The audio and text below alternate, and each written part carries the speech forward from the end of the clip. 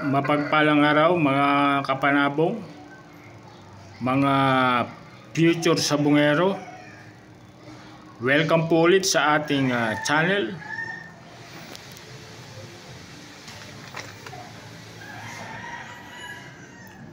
Sa mundo ng manok panabong, ang breeding ay isang sining na pinagsasama-sama ang agham at karanasan.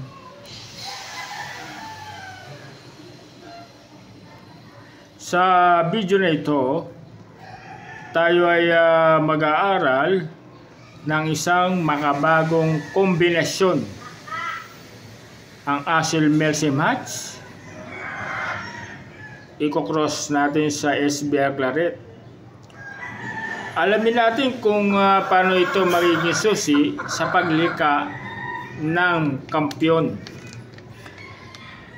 Ang asil ay kilala sa kanilang lakas at tibay.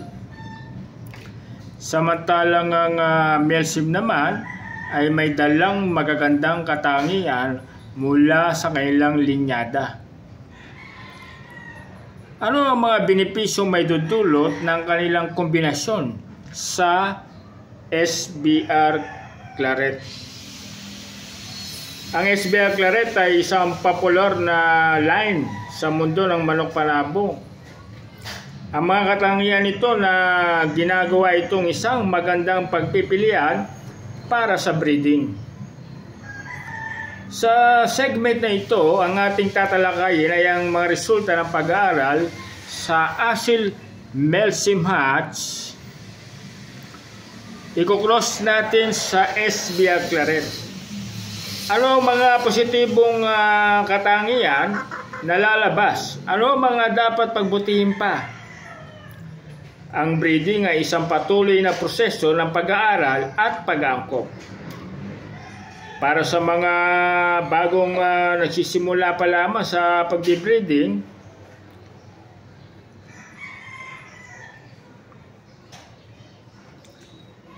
at sa mga nagsisimula pa lamang sa pag-aalaga ng manok panabong, narito ang mga tips.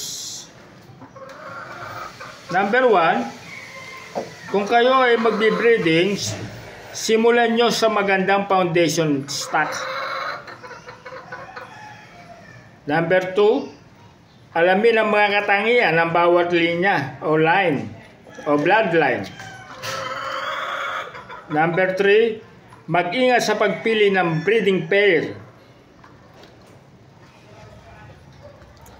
Number 4, huwag matakot mag-eksperimento. Hanggang dito lang mga kapanabong, mga future sabungero.